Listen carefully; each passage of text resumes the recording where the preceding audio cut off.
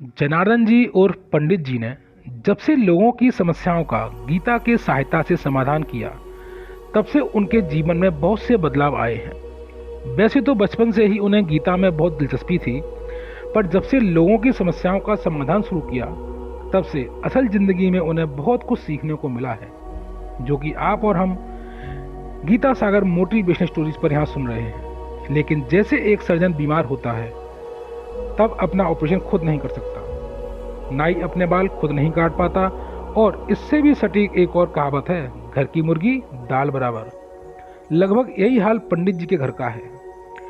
उनकी पत्नी के अलावा उनके घर में दो बेटे हैं, जो अच्छे खासे पढ़े लिखे, समझदार, अच्छी नौकरियों पर हैं। लेकिन जब बात पिता के अनुभव सुनने और उनकी सलाह मानने पर आती है, तो इन्हीं बेटों को अपने पिता की सोच पुराने जमाने की लगने लगती है। एक समय ऐसा आया जब पंडित जी को लगने लगा कि उनके बच्चों को ना सिर्फ गीता के ज्ञान जानने की, बल्कि अपने जीवन में उसको उतारने की भी सख्त जरूरत है। बात साल 2020 की है, वही साल जब कोरोना महामारी ने पूरी दुनिया को अपने घातक पंजों में जकड़ लिया था। पूरी दुनिया इसके डंक से करहा रही थी। क्या अमीर, क्या गरीब, हर देश, हर व्यक्ति इसके खौफ के साए में जी रहा था। ऐसा भयंकर मंजर शायद हर किसी ने पहली बार देखा था। जो बीमार थे उन्हें बीमारी ने तबाह किया, जो बीमारी से बच भी गए उनके रोजगार खतरे में आ गए। लोगों को घरों में सिमट कर काम करना पड़ा, और लगभग हर इंसान का मानसिक संतुलन किसी न किसी हद तक प्रभावित हुआ। और यही हाल पंडित जी के घर का भी था। उनकी पत्नी हर समय परेशान रहती कि कहीं उनके परिवार में भी किसी को कोई बीमारी ना हो जाए। बेचारी हमेशा इसी के साए में रहती।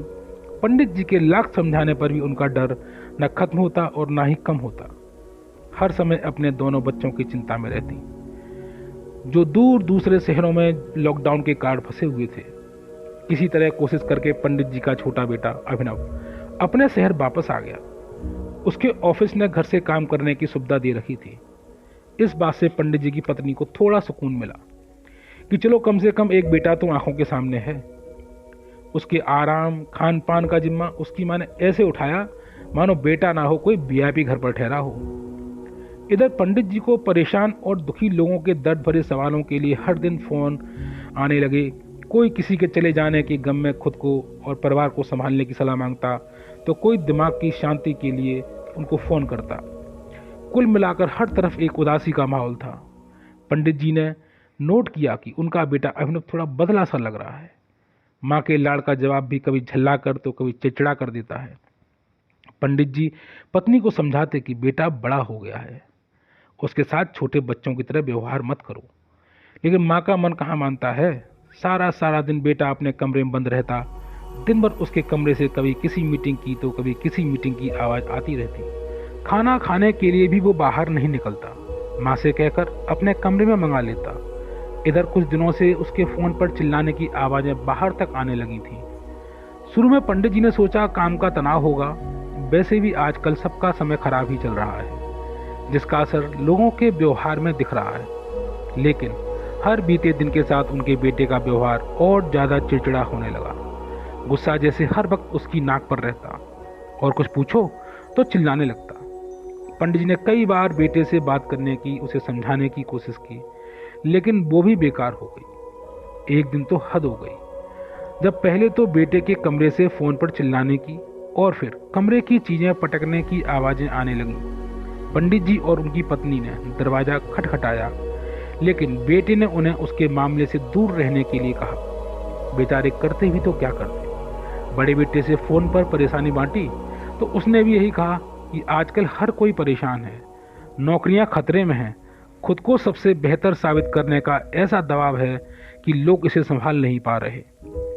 उसे थोड़ा समय दीजिए, वो खुद ही ठीक हो जाएगा। एक रात जब पंडित जी पानी पीने किचन तक आए तो उन्होंने अभिनव के कमरे की लाइट जलती हुई देखी। यूं ही झांक कर देखा तो उनका लाडला बेटा घुटनों में सर रखकर रो रहा है। उनसे बर्दाश्त नहीं हुआ और वो तुरंत अंदर चले गए। बेटे के सर पर हाथ फेर कर पूछा कि क्या हुआ। अपने पिता के प्यार से छूने से अभिनव को जाने क्या महसूस हुआ। वो फपक फपक कर रोने लगा। पंडित जी ने उसे सीने से लगा लिया। बेटे का यह हाल देखकर उनका कलेजा मुंह को आ गया। थोड़ी देर में सामान्य होकर अभिनव बोला, मेरे गुस्से ने सब खराब कर दिया पापा। पता नहीं मुझे क्या हो गया है, जब भी मेरे नीचे काम करने वालों से छोटी सी भी गलती हो जाती है मुझसे बर्दाश्त नहीं होती। मुझे गुस्से के मारे होश ही नहीं रहता कि हम सब इंसान हैं और बुरे दौर से गुजर रहे हैं। ऐसे में अगर किसी ने जाने अनजाने गलतियां कर भी दी तो उसे नज़रअंदाज करना चाहिए। आप ही बताओ पापा, मैं क्या करूं? पंडित जी ने बड़े प्यार से अपने बेटे के सर पर हाथ फेरते हुए कहा, अगर तुम सुनना और मानना चाहो तो मैं तुम्हें वो बता सकता हूँ जो भगवान श्री कृष्ण ने अर्जुन से कहा था, और जिसे मानने भर से तुम्हारी ये समस्या अपने आप दूर हो जाएगी। तो सुनोगे? जी पापा, आप बताओ, मैं पूरी कोशिश करूंगा कि आपकी बात को समझूं और अमल में लाऊं। अभिनव बोला। तब पंडित जी ने श्रीमद् भगवद गीता का यह श्लोक सुनाया। क्रोधाद भवति सम्मोह, सम्मोहा स्मृति विभ्रमः, स्मृति भ्रंशाद बुद्धिनाशो, बुद्धिनाशात प्रणश्यति। जिसका अर्थ है, क्रोध से मनुष्य की मति यानी बुद्धि मारी जाती है, मतलब वो मूढ़ हो जाती है, धीमी हो जाती है। इससे याददाश्त नष्ट हो जाती है, और याददाश्त नष्ट हो जाने से बुद्धि नष्ट हो जाती है, और ऐसा होने पर मनुष्य अपना विवेक खोकर खुद का ही नाश कर बैठता है। इस श्लोक में भगवान श्री कृष्ण अर्जुन को यह समझा रहे हैं कि कोई भी युद्ध सिर्फ ताकत से नहीं जीता जा सकता। उसे जीतने के लिए आपको अपनी इंद्रियों को भी नियंत्रण में रखना सीखना होगा, वरना आपको हराने के लिए बाहरी दुश्मनों की कोई जरूरत नहीं पड़ेगी। आप खुद के ही दुश्मन बन जाओगे। क्रोध यानी गुस्सा इंसान का ऐसा ही एक दुश्मन है, क्योंकि गुस्सा आते ही हम सबसे पहले अच्छे बुरे का विवेक खो देते हैं। सामने कौन है उसके सम्मान की परवाह किए बिना बातें बोलने लग जाते हैं, या कोई ऐसा कदम उठा लेते हैं जिससे हमें पछतावे के सिवाय और कुछ नहीं मिलता। क्रोध बड़े से बड़े वीरों के बल को भी एक पल में समाप्त कर देता है, बड़े से बड़े ज्ञानियों के ज्ञान का समाप्त कर देता है, और जीवन भर के कमाए पुण्य और सम्मान को एक पल में चकनाचूर कर देता है। इसलिए सबसे पहले अपने क्रोध को जीतना सीखो, तभी जिंदगी की बाकी लड़ाइयां जीत पाओगे। लेकिन मैं ये कैसे करूं पापा? अभिनव ने उदास आवाज में पूछा। बिल्कुल वैसे जैसे अपने बाकी के काम करते हो, अपने दिमाग को मैसेज देकर कि चाहे कुछ भी हो जाए, कैसी भी परिस्थिति हो, अपना आपा नहीं खोना है। दूसरों की जगह खुद को रखकर देखने की आदत बनानी है, और अगर किसी से कुछ ऐसा हो भी जाए जो गलत हो, हमारा नुकसान हुआ हो, तब भी कोशिश करनी है कि गुस्से के बजाय शांति और धैर्य से सामने वाले को इसका एहसास कराया जाए। पिता की प्यार भरी छुअन और गीता ज्ञान की ठंडी फुहार से अभिनव का मन एकदम शांत हो गया। वो जानता था खुद को एक दिन में नहीं बदल पाएगा, लेकिन गीता के श्लोक और उसके अर्थ के अनुसार अगर हर दिन जीने की कोशिश करे तो एक दिन शायद खुद को पूरी तरह बदलने और एक बेहतर इंसान बनाने में कामयाब हो जाएगा।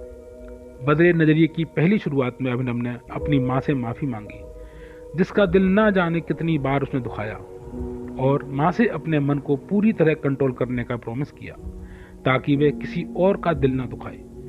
पंडित जी ने एक बार फिर भगवान श्री कृष्ण और भगवद गीता को मन ही मन प्रणाम किया, और हर बार उन्हें सही राह दिखाने का आभार जताया। और आप भी याद रखिए, आप ये गीता ज्ञान सुन रहे हैं अपने दोस्त प्रशांत यदुवंशी के चैनल गीता सागर मोटिवेशनल स्टोरीज पर। जय श्री कृष्ण।